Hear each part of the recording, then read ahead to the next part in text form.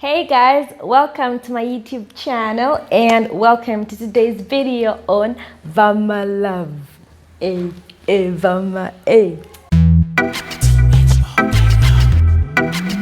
Keep shining. You gotta keep it hungry every day. Being like just keep it shining every day. Better do what you got. No matter what life will bring, keep shining. Today's video tukamba pani Vama Love, and I just wanna talk about something that I feel is a core thing in a relationship, and that is communication.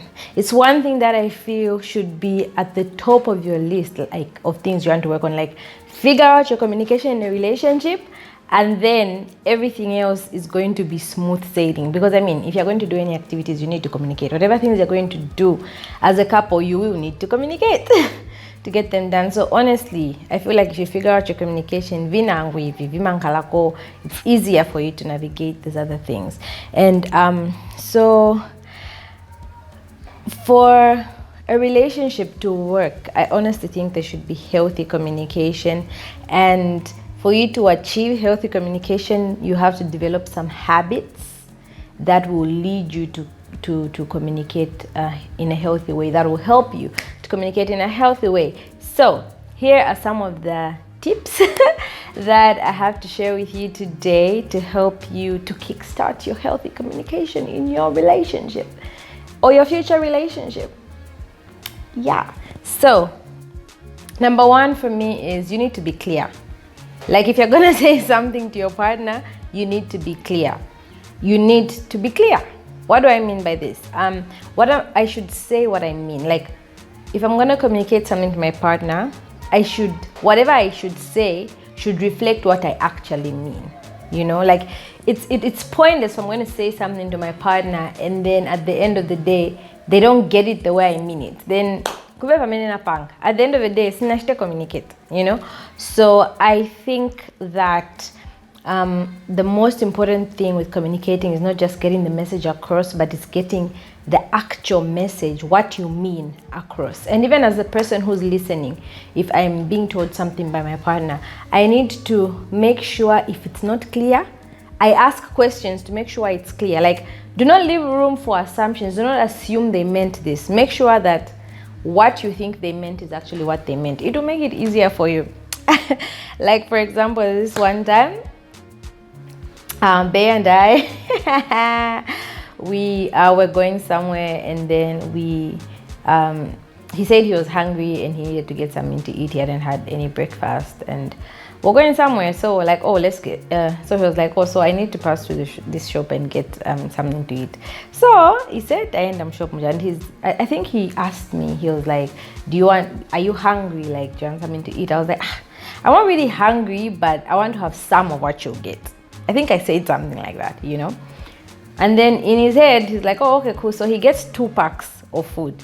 In my head, I'm like, in my head, I'm like, he's gotten 2 packs, so obviously one is mine, because I said I want to have some.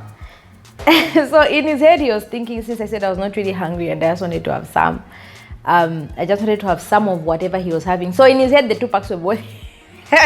In his head, the 2 packs were his, and I was just going to have some. I was just going to nibble on it.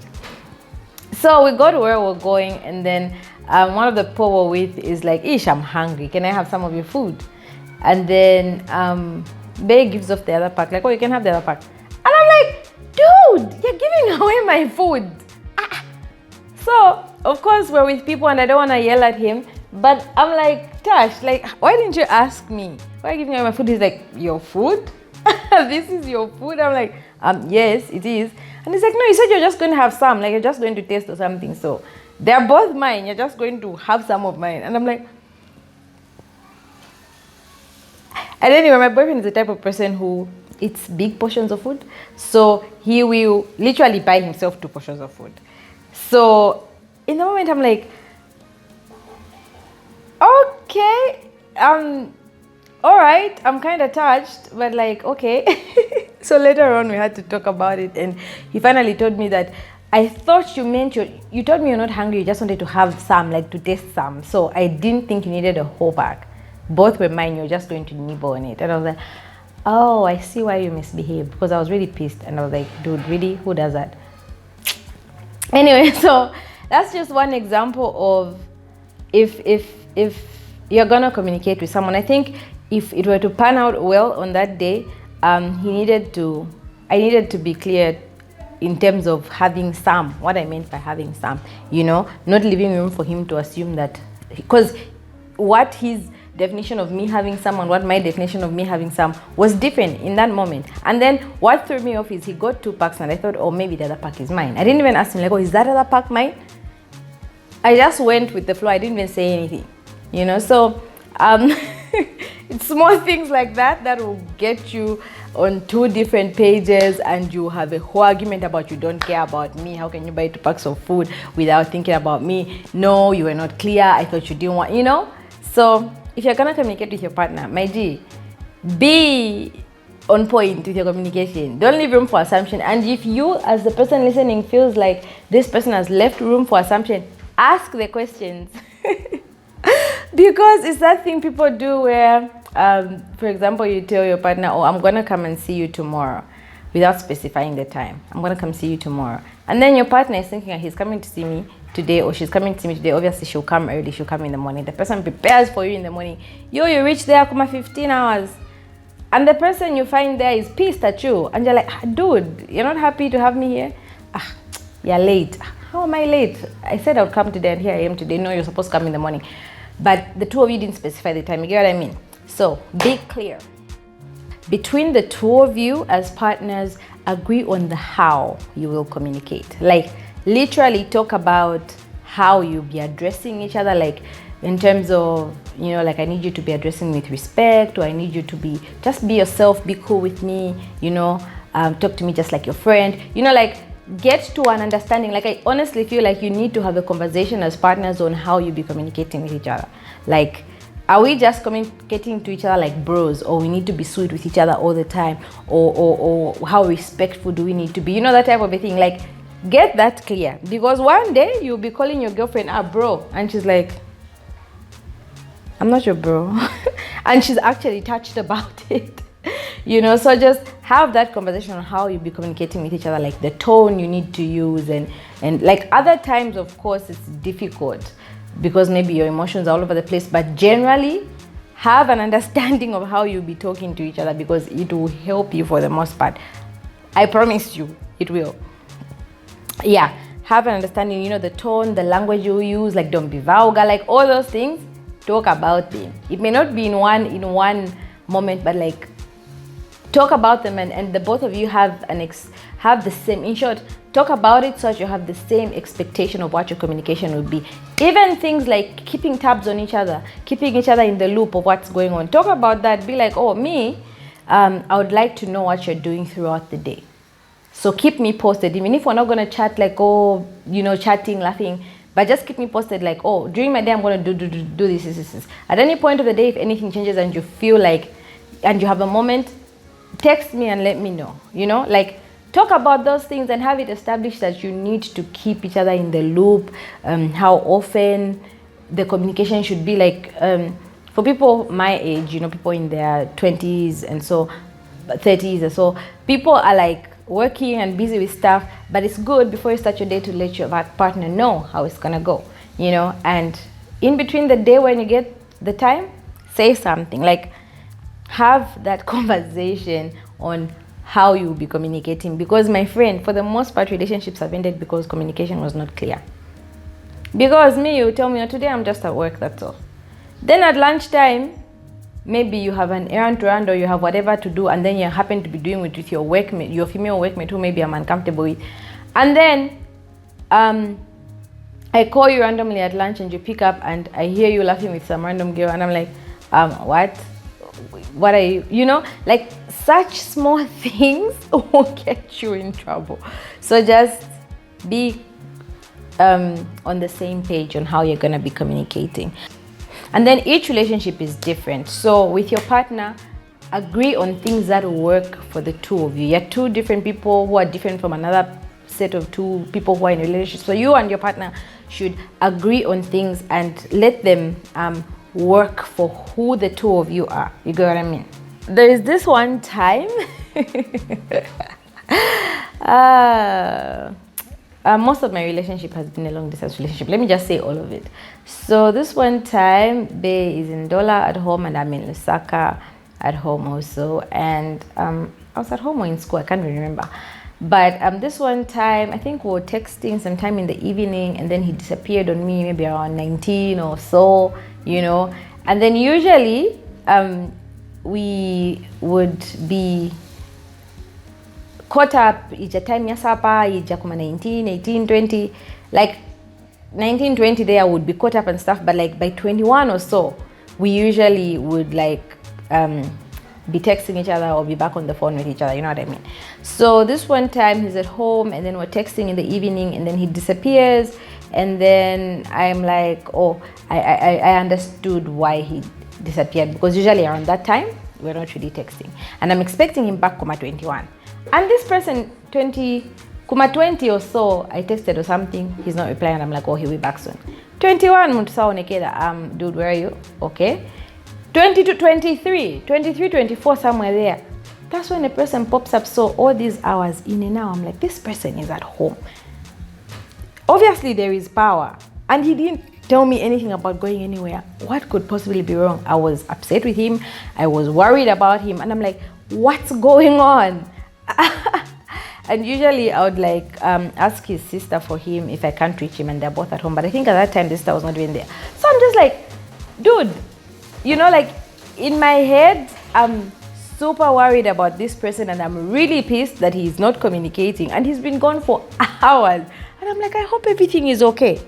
This person pops up and is all high and is like, oh, sorry, I was just chatting with dad, or just catching up. So you couldn't stand up for a moment to get your phone and tell me, oh, I'll be long. As you know, the story just kept on going. So, and I was worked up, I was pissed, you people. I was so upset. And we had this understanding already that we keep each other posted. If I can't be available for you over a long period of time, I'll let you know. And that was one of the few times that I've taught us to also be understanding when your friend comes back and maybe they couldn't really respond to you. So he came back with a story for, oh, my phone was on the charger in my room and I was talking to my dad in the living room and I got carried away, and by the time I'm coming back, napeza time yasila, I'm so sorry. I was pissed. Of course, I didn't get over it there and then, but like, he explained himself and he was not lying, and so, you know, it's small things like that. So always be intentional about communicating with your partner, because my G, you will get dumped for something as small as that. Be aware of your partner's headspace, of your partner's mood. That's your person. They talk to you all the time. So obviously you know how they behave if something is wrong. Obviously you know how their mood changes and things like that. So there are times when you want to talk about stuff and your partner is not really in the space to handle that conversation. It's very important to be that person who will chill, or like not have that conversation at that time, or find a better way to speak to accommodate what headspace or what emotional state or whatever that your partner is in. This is very important. Most people overlook it because when they want to bring something across, it's usually just about them. They're just concerned about, oh, I need to say this thing. But for the most part, I think that I need to be in a space where I am able to read my person. I'm trying to say something and then maybe he seems cold, or maybe he seems like bothered, like he's not really in the conversation. I need to be able to read that and be like, are we having this conversation now? Like, it's even better to pause and just try to help them to find out what's going on and to help them feel better before you even continue.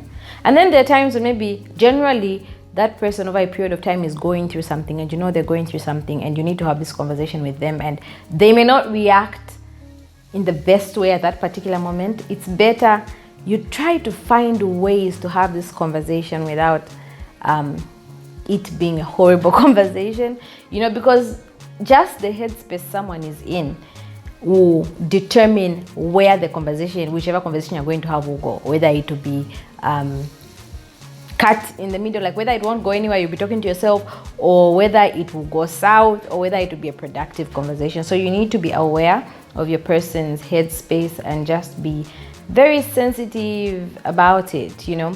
And then also, when you're aware of your friend's headspace, sometimes when you're just talking to them, even if it's not a whole thing you want to talk about, maybe you're just talking normally, you know, like, you know, chilling or whatever.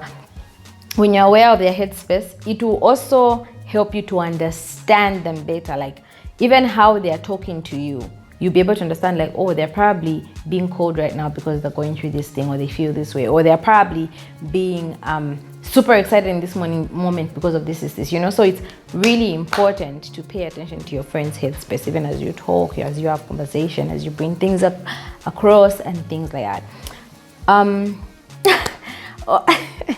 I just remembered something. So there's a time Bay and I argued about something so pathetic, because in the argument my headspace was something else, his headspace was something else. So this one time we're talking on the phone, and we were talking about the color festival, that thing where people go, they sprinkle each other color, powdered color, like they wear white and then they sprinkle each other. I think it was happening at about that time when we were talking about it. And then he was saying how he feels it's a silly thing. Okay, what words did he use? He said something like I find it pointless for people to buy clothes, get clean clothes, go make them dirty and never use them again. Like, I find that whole event, that whole idea pointless. And I kind of like the idea of that event. So I felt offended that he felt that way. And for the most part, I want to do everything with him. So him saying that, and I'm thinking, we could have probably gone together. And I am offended by him saying that. And then I start reacting in a defensive manner or in an upset way, and I'm like, why would you say something like that about something that people do that they find fun? Like, that's mean. And he's like, I was like, why would you say something like that about, yeah. And then he's like, no, I'm just like giving my opinion. And I'm like, the problem is that your opinion is coming out too strong and it's offensive to people who do it and things like that. Like, they wouldn't feel good you doing that. And he's like, I'm not telling those people who've gone or who are there. I'm telling you, you're my person, you're my best friend. I'm just telling you how I feel about it. And then I'm like, no, you do this even with other things where you just come out too blunt and too strong, and it's offensive and mean to other people. And it's like, oh wait, is this conversation about the color festival or what? Because now you're attacking me for being mean. Okay, if I do that with people of other things, who are these people I do it with, and what things are these that I do? And I didn't have an answer, because in that moment I was just upset about his opinion, which did not agree with mine in the moment, and I was just upset. And I didn't have an answer, and I just looked at him like I was so pissed, I was flaring up, like I was literally upset, I was angry.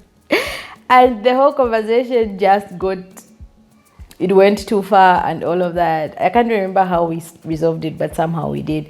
And that was like our first ever argument in the relationship. Anyway, for me, it was the first ever significant argument. And I was so pissed. And today when I look back, and I'm like, what?